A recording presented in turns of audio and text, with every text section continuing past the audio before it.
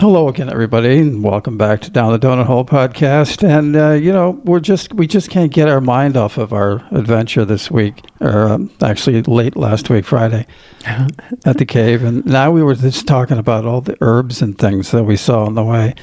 And of course, the conversation just morphs into some other discussion about various aspects of all that. But you're the expert on all that, really. Well, I am not. I am hardly an expert, but I do play around with a lot of it informally. I have some books that I like to look stuff up, and looking stuff up is how I do it. For new ones, I have a whole host of ones that have become dear friends to me. But, it's an adventure, I think, to encounter new plants, and I do like to find out what the usage of those are. Now, today, the weather here is really hot, so I'm very glad that we did our adventure last week and not this week, because I think it's supposed to stay, isn't it? Or are we going to get it cooling? No, I think it's just today. It's going to be better tonight and tomorrow. Yeah, it's cool inside, but it's really steamy and just awful outside. Anyway, I don't know whether the weather has anything to do with it, but I'm having more of my allergy symptoms again. So I was a coughing and all of that stuff. Unfortunately, I've detected more than I have in quite a long time of visits down here. But I think... everybody's gone organic, Dave, which means that they're not putting... weed killers and things like that around the vines. They're not using insecticides that are manufactured poisons or any of that. And they do not mow. A lot of the organic things, they don't mow consistently around them because they have found that if there's a good weed cover, that it holds moisture in at the bottom of the plants, and so they don't get as dry, which is fantastic. So like natural mulch. It's like natural mulch. But you know what? That puts kind of a lot of pressure on people that are living around an organic, officially designated agricultural operation. Because you have to be really careful that nothing that you are using in terms of household cleaners or anything like that, that would leach out into those fields, because I don't know. I don't think it's a very big amount that's required to cause problems for organic farmers, because they get tested regularly. They have people come out. I was here a couple of times when the officials came, and they kind of a clipboard crowd, It was the hairy eyeball thing. That's why it's restricted to the number of residences that you can have, basically in the vineyard and in an agricultural area. I was going to say, too, and I think we've mentioned this one or two times, that I think some of this that we're detecting is actually some of that fine Sahara dust. Yeah. I noticed my phone screen. Have you noticed that? Your phone screen looks a little sludgy.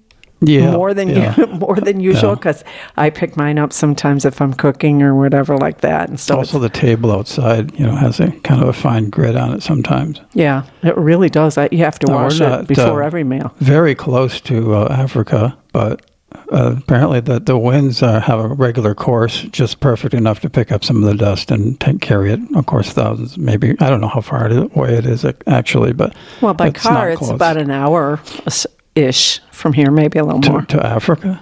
No, to the Mediterranean, which would be a clean shot from there. Okay. So, speaking of organic, we have in the last few days sampled organic colza oil, which normally is just canola oil. Now, the difference between colza oil and canola, they come from the same rapeseed plant, but I think that the difference is in how the oil is processed. I think they introduce on the big commercial operations when they're producing the big cooking oils. Maybe better said, not processed. what? The colza oil is not processed, but the normal oil, I'm calling it, in the big bottles that you use for frying, you use, just generally in your kitchen. It's a good product, but they introduce some sort of chemical in there to help get the oils out of those seeds. And then they have a rinsing process that gets those chemicals back out, from what I understand. Supposedly. However, the colza oils, the organic colza oils, are cold pressed like they do the olive oil.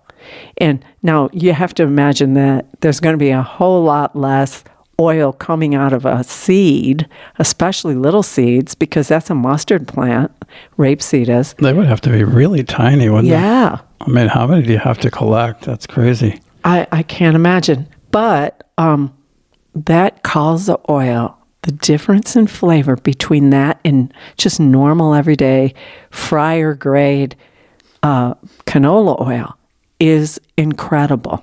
I kid you not. I was shocked by that difference. I think if I had to say what's one of the most amazing things that you learned on this trip, I think that colza oil and canola oil, while they come from the same plant, are very different in flavor. That's rich. It's. How would you describe it? I don't know. It's just something really different. You should try it if you can get it. I'm not sure. You probably can get it somewhere in the States. I don't know. But it's not greasy. You know how some oils, especially the cheap fryer oils, are kind of greasy and it's not so greasy. Nice. But it tastes... But this is not greasy. It's sort of... more like olive oil. It's kind of not even so much like olive oil, in my opinion. This is going to sound weird. I don't know whether your words to use, but it's sort of like fluffy and buttery somehow. Like whipped, you mean, almost? Yeah, I don't know how an oil could be fluffy, but it has more body. I that's what I would describe that as. Okay, yeah, that's better. Is that it would have more body. And it's a very rich flavor. And I agree with your buttery assessment. That's true too. In fact, I used it on slices of baguette. I used it as if it were olive oil, because I love that when you dip the slices of bread in the little dishes of olive oil with a little bit of black pepper on there. And that's what I did with the colza oil, because I wanted to try it. The bottle that came in is 50 ml. And it is, I think I paid €2.98, something like that. 50 ml, or was it centiliters? Oh, centiliters. Yeah, you're right. I was going to say that's not very much. No, you're right. Centiliters. And it's really, really delicious like that. I would never do that with canola. Really? Yeah. Which oh God, no!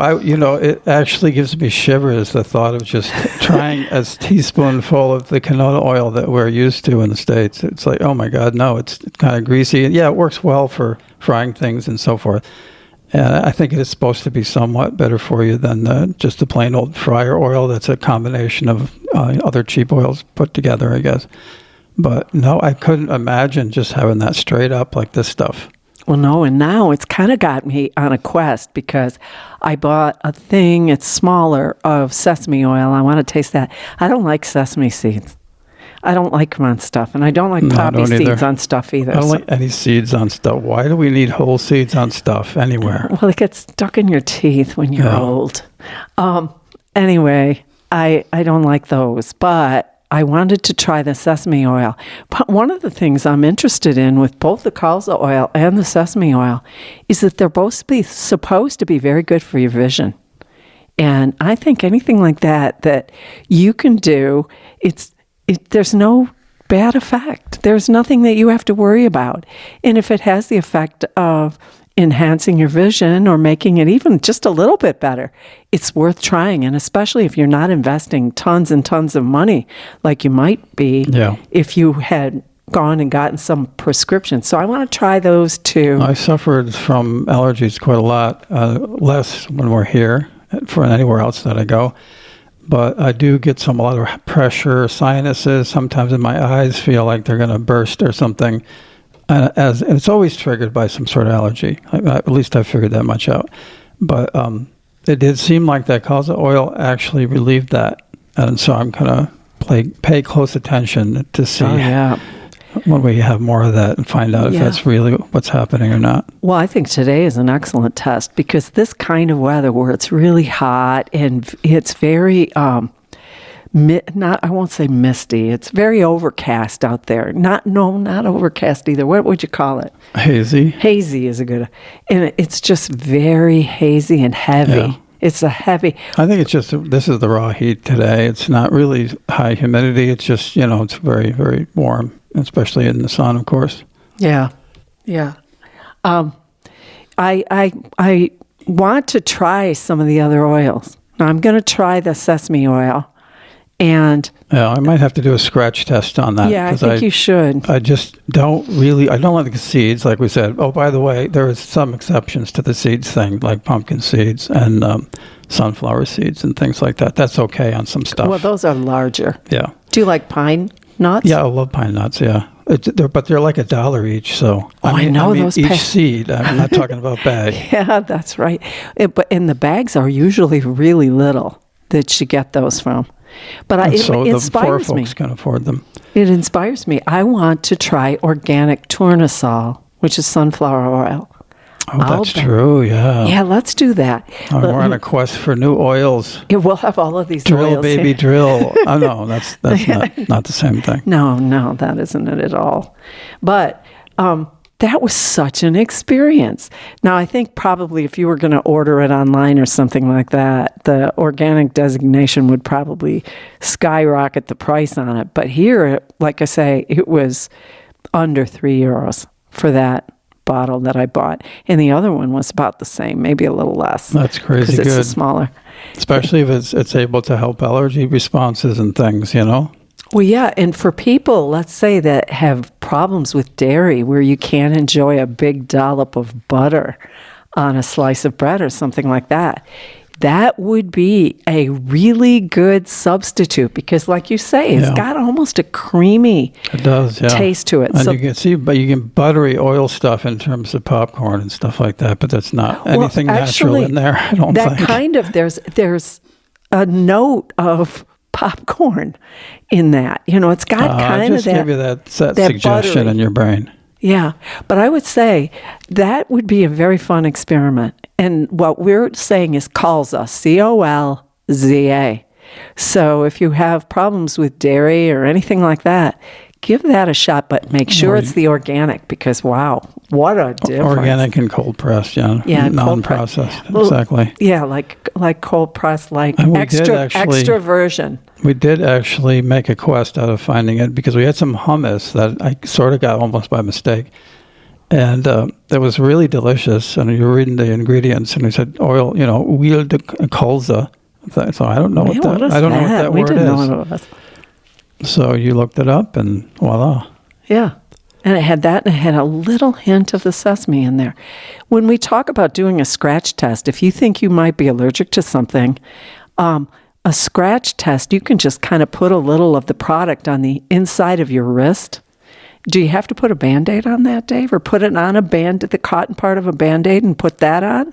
Or just directly on your skin? What's best? To test that, if it's, I'm no doctor, but to test that, if you happen to be violently allergic to something, and then just stay away from it if you know you're really allergic. Well, if you know, yeah, but if you don't know, then just scratch and don't try to cover it or anything. And if you are, then you're going to get an immediate response of swelling and all that. It won't kill you or anything. No, right? Not usually. Hopefully never. Okay. All right. But that would be an excellent thing to do. I know of more people that would be allergic to the sesame than the colza. Because colza and sunflower oil and then the mixed cooking oils, that's usually just a mixture of a whole bunch of different kinds. Yeah, and those are definitely and they're just very greasy. Processed. Yeah. Very, very processed. Not nice. Are those the kind of oils that our friend was running his car on? Like cooking oil? Yeah. You go around from restaurants, and I don't know if you can do that so much anymore because a lot of people are more onto the whole use of using it in diesel engines. But it'd be mainly in the UK, for instance, there's a lot of fish and chip shops, so they have to do something with their used oil So a lot of time people will go around who have a diesel car and will just say, I'll offer to take that off your hands. And then you got to filter it, and you got to do some other mumbo jumbo with it. But it does run quite nicely in a diesel engine. And everybody looks forward to having you visit them because you smell like a French fry, or at least your car does. Or not. Hey. I don't know. I remember one guy who, there was the price of just the real cheap cooking oil was really, really low for a while. This is many, many years ago. And he had a diesel a minivan. It was like, maybe it was a VW or something. I don't remember what it was exactly. But anyway, the price of this oil was cheap enough that he would just go to a store, one of the discount grocery stores like Aldi or something, and just buy liters of this oil and just dump it into his gas tank straight up. Really? Yeah. How long does that last? You're using that like gas, right? Yeah. Mm-hmm. Yep. And it's, of course, if it haven't been used, like in frying chips or, fish or whatever, then it's already purified. So that's why you can just dump it right in the tank. Don't try that with a gasoline engine, though. No, we would not advise that. But it has inspired me to try some of those other organic extra virgin oils. Oh, yeah. Now we're just new groupies of all that idea. Oh, man. That is really exciting. I really can't encourage people enough to give that a try. Oil freaks, yeah. Yeah. No, we'll keep people up. Now people don't care about that. What? How much we're into the, fancy oils. Yeah, but you know what? It's fun. It's fun to sample things like that. Yeah, especially when it's that cheap. Yeah, it is here. Like I say, I can't vouch for what it costs if you're going to order it. Everything that you order like that has organic or anything on it, they crank the price right up. But for under €3, what's not to love? Yeah. And then when we found out that it also tastes great, that's pretty special. I want to try grapeseed oil next. We had some, I think, didn't we? Yeah, but I don't think it was organic, was it? I don't remember. And avocado oil? How about that? We have some experience with that. I was making my own nut butter with that for a while. Yeah, he was mixing it with almond butter. Tell him your name. No, almonds. You get almonds and then just kind of beat the crap out of them for a long time until they start to get into a nut butter. But then you you cheat a little bit and add some avocado oil in there. Oh, it was wonderful. It was better than just almond butter. Because almond butter, you know how there always is that layer of oil on top. But there was something awful nice about having the avocado oil mixed with that. It was really good. Yeah, a lot of that's just palm oil, which is not the best for you. It's more saturated fats in it, I guess. But anyway, on the herbs, in terms of the ones that are for cuisine and the ones that are for medicinal purposes, it's always interesting to me. I've had some biology in my background about, what makes the difference between you're getting different good out of plants that you can find often in the wild, especially in areas like this, what the active ingredients are in the different categories. How much do you know about I know a little bit. I know there's alkaloids, right? And there's I don't know anything about it. That kind of stuff. No. And a lot of the medicines actually that they're charging crazy money for are actually from wild herbs. Or synthesized versions of that. One of the best, most effective examples of that, as if I recall correctly, I think it's from the alkaloid family. And it's very effective against certain kinds of cancer. What's the name of the plant? Penny something? Pennyroyal? Maybe. Or pennywort. No, it wasn't wort. Anyway, never probably mind. pennyroyal. Pennyroyal you have to be real careful with, especially women of childbearing I could be years. wrong about that anyway. But a lot of the plants, and I say it all the time, don't think that just because they grow wild or whatever, that you can just, pick them and use them. You have to understand what you're using. Because pennyroyal, for one, pregnant women need to be as far away from that as they possibly can. Also, the oxalic acid. A lot of wild greens that are edible have a very high level of oxalic acid, which is another thing you need to keep in mind. Yeah, I learned that the hard way. One time when I was very young, was out, and I had a chance to sample wild turnip root, and I was given a slice of one, which I just popped in my mouth. Wow, that was like 1,000 needles in my tongue. Mm-hmm. So I learned not to do that anymore, and I was glad that I didn't take serious harm from that, but I was uncomfortable for a long time, and nothing seemed to really get that out of my mouth for a bit. And so you do have to take all of that seriously, and you have to understand that there are interactions between plants, so that you can take samples home, especially the wild ones like that. I think it's a good idea to take them home, look them up, make sure, because a lot of plants look alike. I mean, there are things I won't mess with. I do not mess with wild mushrooms usually. There's a couple that I'm sure of, and those I'll collect and take home, and we've enjoyed those. One time we were camping near a lake, and you found some chanterelles. They were chanterelles. Well, as it turned out, yeah. But I mean, we were teasing you, I guess. But we said, okay, you try them first, and then if you don't fall over, then we'll try them. Isn't that lovely? Isn't that nice to know how valued I am? Well, I was comfortable eating them, and I've seen them. That's why I said that, because there was no talking you out of it. No, there really wasn't. I was one of the lucky ones. I had an uncle who was a mycologist, which is a mushroom expert, and I used to go with him sometimes, and he would collect mushrooms and share them with me because we both had a common interest in wild plants and that sort of thing. And he was well in the mushroom department. I wasn't. I mean, I got to go with him often enough that it was fun, but not enough that I can say that I shared his designation as a mushroom expert. And so that's something I'd leave. I understand there's a big case now in front of judges about a woman who knowingly or unknowingly offered her family a beautiful lunch of wild mushrooms that was deadly. And so that's kind of that's terrible. And, whether she knew or whether she didn't, I guess is what's being debated. But I think how sad that is, But it's a good warning to people. So the one that served them and survived, am I gathering that? Well, whether she had it herself or what, I don't know.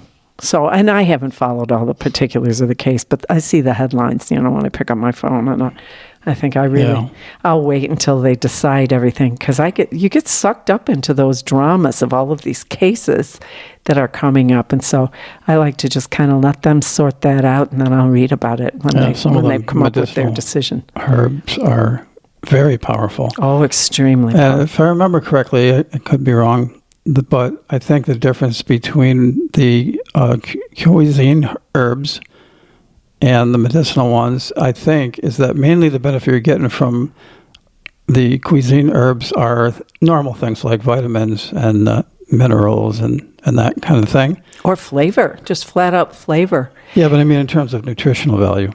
And then the medicinal herbs, I think, their action is more with the peptides and the proteins. Mm-hmm. Because the cool thing about peptides and proteins is the fact that their shape determines what they do. And there's that whole computer effort. You might remember that even years ago it started about protein folding and people sharing their computer. I remember people doing that, but I never really understood what that was all about. I knew that they needed way more computing power to understand some of this stuff, and so they invited the public to full proteins, I guess. Yeah, you're donating some of your computer power when you're not using it for anything else. But anyway, yeah, that's because the shape of the protein, the peptide chains, short chain amino acids are peptides, and the longer chain ones are toward the protein end of things. And their function is completely, well, pretty much, as far as they know, completely dependent on the shape of the molecule in the chain.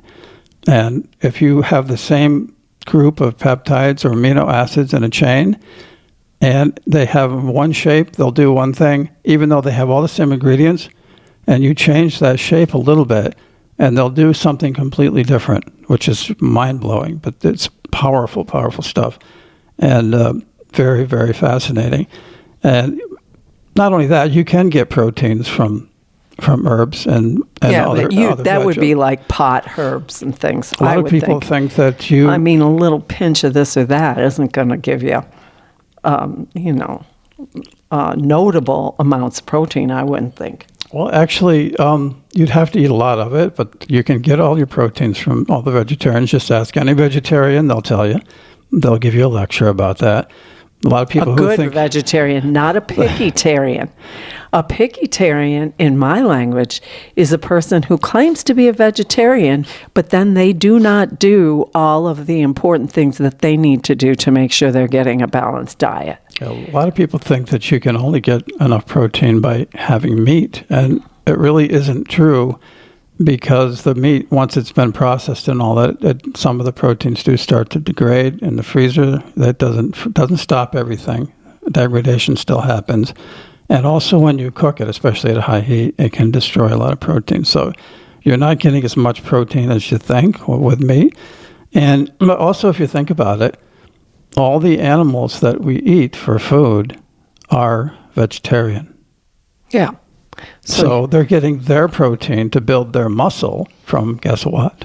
Yeah. Just plants. However, if you do have a plant-based diet largely, you have to make sure that you eat certain combinations to allow your body to digest that.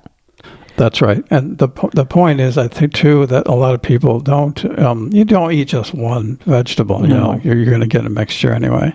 No, and I think that's the thing. I think for me, I love eating vegetables. I know that a lot of people are not that big on it, but I love the colors and the different textures and the variety that's available to you. So I look forward to that. And we use meat more as a flavoring than hardly ever. Maybe once a week we do a more meat-heavy meal. Most of the time, no. Most of the time we're doing... it's mainly veg, I would say. Yes. But yeah, you can get there's 20 amino acids in all, last I knew.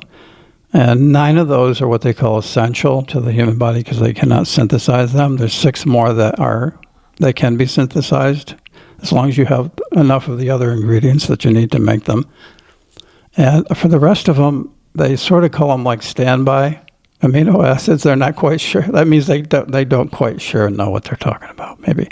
But they don't really know what Sounds they do. Like it.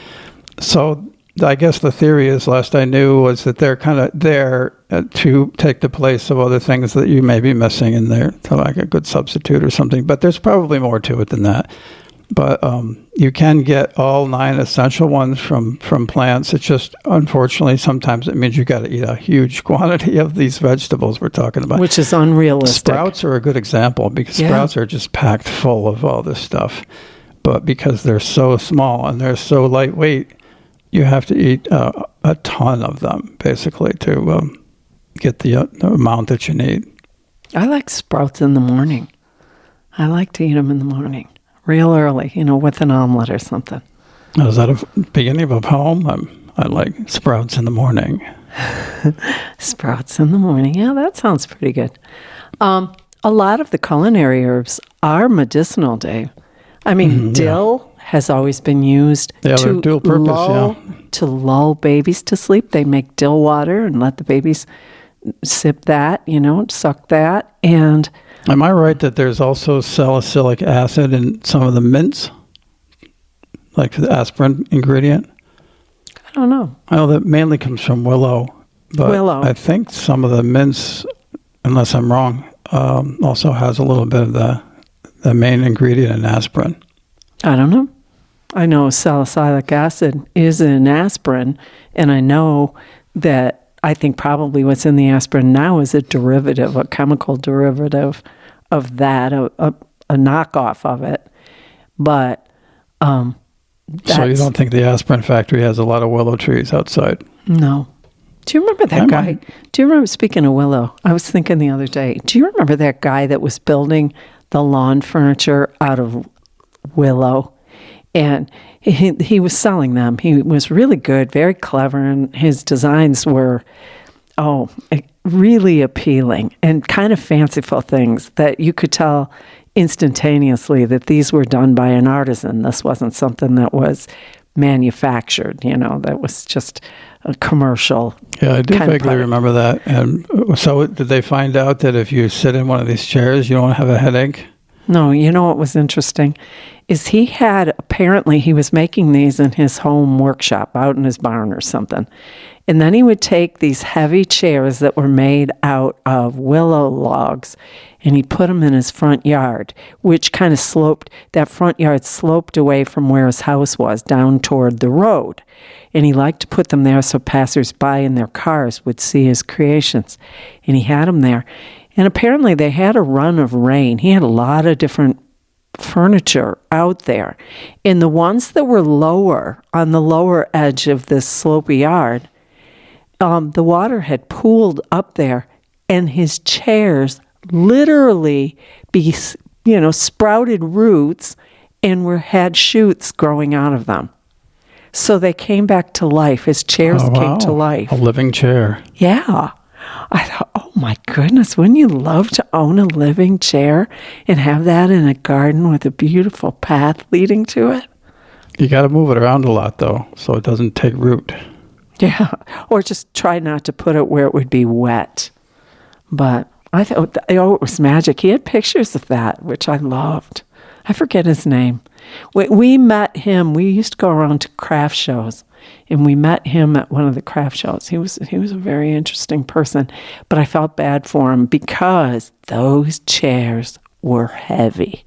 Because the logs that he was using, like for the framework of the chairs, was probably 4 inches, 4-inch diameter, 4-inch logs, across, and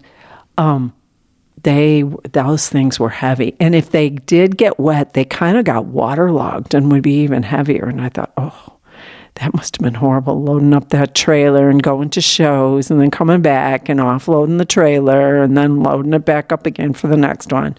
So I didn't envy him that, but I did envy him the furniture because, and his eye for how to construct those was just so incredibly wonderful and intriguing. I really like that.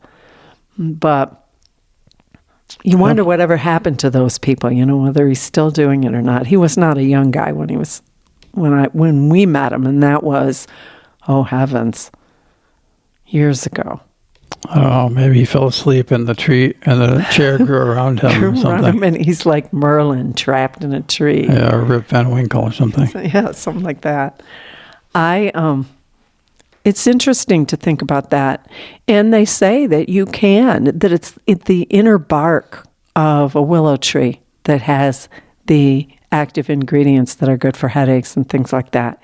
But if you strip bark off a tree, you harm the tree. So that isn't something that I think is a great idea. Sassafras is like that too. You need the bark for, sassafras. And so I think it's wise to understand what's going to happen to your pretty tree if you do that. So, maybe it's better to buy those products that are, farmed specifically for teas, for that sort of thing. If it involves something that can do grave damage to a tree. What's your favorite culinary herb? Dill. Dill? Yes. Really? I love dill. I consider garlic a culinary herb, and I love garlic too. I love garlic. I love dill. I love them all. It's a bulb, isn't it? I love them all. Those are bulbs. Mine's got to be cilantro, hands down. Oh, it's followed beautiful. Closely by basil. I love basil too. I love them all. Who am I kidding? I like the dill because it makes such a difference, and I love making pickles. And you got to have dill for that. And I love growing it, but... Why is it so hard to grow cilantro? I don't know, but What's it is. What's the secret? I don't know. I think you have to have good conditions. I think it's better if you can grow it on a sunny windowsill in a deep container. I would think that because a lot of bugs seem to like to chomp on that. Yeah. I have no luck. I've tried it all. Different colors light at different stages of its development. All this stuff, a little more water, a little less water, never works. Yeah. I don't know.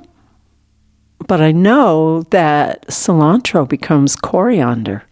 When it goes to seed, the seeds are coriander.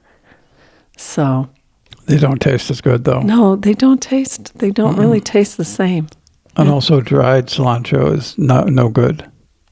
It's got to be fresh. No, it isn't. There are certain herbs that don't dry very well. I consider parsley one of those herbs, because if you taste dried parsley, like the commercial stuff that you buy in the little bottles, I don't think that tastes very flavorful.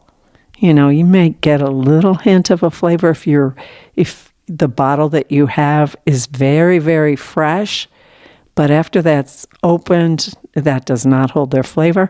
And cilantro does not dry well. I've seen here especially, in fact, I have some on the shelf over here, cilantro leaves, dried cilantro leaves. And that doesn't taste like anything, I don't think. I should just empty the bottle out because I'm not going to use it. It loses its power, definitely. Well, I don't think it ever has it after it's dried. Well, that's what I'm saying. I'll tell you what I love to dry is leeks. In this time of year in the Northeast in the United States, oh my goodness, I loved going. Now is a little late. But they're gone. Late April, early May. Well, in the mountainous areas, in the Catskills, you can get them, depending on how cold the weather is, you can get them into the second week of May in the mountains. But, I love those. I cut the green parts off the ramps. A lot of people call them ramps. In West Virginia, I know they call them ramps, ramps. And I cut the greens off, and then I set those on wire racks in the oven at 200 degrees with the oven door propped open. And I dry them, and it happens fast. So you have to kind of hang around and don't let them get over dry. But get them dry enough that you can crinkle them up and they just, sprinkle. They just crack apart. That's how dry you want them. You don't want them so they're still wet, because then they'll go bad on you if you put them in a jar. But if they're well dried and you can just crinkle them up into, little flakes, then you're good. Now the white part, I take that and I cut that up into little rounds, and I put those either on a flat tray or something that I can fit in the freezer with some, usually not plastic, like parchment paper over the top, and then aluminum foil usually is what I have to use. Set those in the freezer and freeze dry the rounds, the pieces of white from the ramps that you've cut up. And I freeze dry those. When they're dry, when they're completely frozen, then I take them out, scrape them into a plastic container usually with a removable lid, and I keep those right in the freezer. And so then if you're making an omelet or you're making something special and you just want a real oniony, garlicky kick, then I throw some of those in. But I did it once at my daughter's house. Somebody had given me a whole huge bag of leeks. And so there's no wait until tomorrow when somebody blesses you with something like that. So I stopped what I was doing and processed those out. You got to peel them, peel the dirt off, clean them up, wash the leaves and all of that. And then I cut the leaves up and did my whole process there. And that house stunk so powerfully of leeks that I got scolded. And I have to admit, I laughed at the time, but truly I wasn't very considerate, because not everybody loves that as much as I do. And my dad used to get mad at us because if we had leeks, sometimes us kids would eat them. And then if we went to church on Sunday, we were not very nice to sit next to. But he was not keen on eating raw leeks, but the rest of us would eat them. We were just hoping they would get together and tell you not to come to church anymore. They would have been within their rights to do that, I'm certain. Anyway. Good plan. Didn't work, but it was a good idea. No, but let's say, I thought it was absolutely a wonderful blessing. And I love how they taste. And the green part, the dried greens, you don't keep those in the refrige. You keep those in a jar or something dried. And then you just reach in and use those as sprinkles. I use them kind of like in place of chives, but when you want much more potent flavor than what dried chives will give you. So if you're looking for that oniony flavor, those ramp leaves dried like that are perfect. I do the same thing with mint. I use the same technique to dry wild mint, and that's nice to have for teas, or to add to things. It's not nice, of course, to add in a drink, but if that's what you're going for and you want to preserve mint, wild mint from your place, the thing to do is freeze those. Put a mint leaf in like a little yogurt container cleaned out so that you freeze it like it was an ice cube. And then if you're making a punch or you're making something like that, and it's your wild or your mint from your garden or a wild variety that you found. I know in one place we used to go, you could take a walk and within 100 yards, there were 3 different kinds of mint. So that was like mint heaven through there.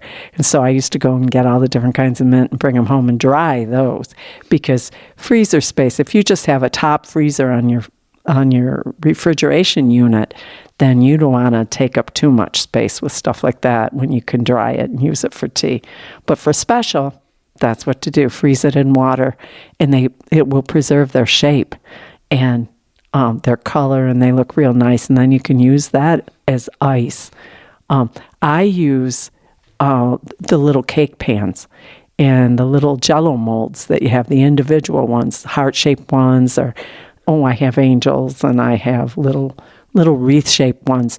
And sometimes I make ice for punch or for something like that, and I put the mints in there, and they look really good, and they keep really well for a while. If you have other stuff, if you put your leeks in there, sometimes the whole refrigerator, the whole freezer is going to stink like leeks. So be warned. Anyway, but there's so many things with all of that. Now tonight, because I'm feeling like I'm getting my sore throat back and all of that, tonight I will make myself some of the thyme tea with the wild thyme that grows just outside the door here. And it is not a planted thing. It's not like in the garden here. It's just wild, and it's everywhere. So I'll go snap off pieces of that. Hey, before we go, did I hear the other night, we were listening to something, and the person said that plants absolutely know your intent if you are going to... Oh, yeah, that's another hole down the donut with that one. All right, let's save that for Friday then. Yeah, that or something else I had in mind, but yeah. Okay. That's soon then. Yeah, The Secret Life of Plants. I think there was a book with that title, actually. But yeah, it's really quite fascinating. Oh, my goodness, yes. From what I understand, too, and maybe you know better about this than I am, the question is, what is the largest living thing on the earth? What's the largest? And a lot of people would think an elephant or a hippo or some of those giant trees. But I think that the answer to that is certain fungi. That or the coral, I'm not sure which would be more. Yeah. But a similar idea. Yeah. Speaking of mushrooms and that, because so much of their root structure is underground where you couldn't perceive it. And sometimes if you go places and you see these vast fields of mushrooms, they're not everywhere. They're not shoulder to shoulder. Yeah, that's like the internet of the plant world is the fungi network. And they will actually connect. I don't know if they charge the other plants for providing the communications network, but that's apparently how it works. And they do communicate through their roots. Anyway, we are about out of time. Colza oil. Give it a try. Must be organic. Should be cold pressed. Extra virgin. And also the sesame oil. But test first on the sesame to see if you're allergic, because a lot of people have allergies to that. So with that, I'm going to say we'll talk to you tomorrow. Do count your blessings. The plants and the herbs are among them. Talk to you tomorrow.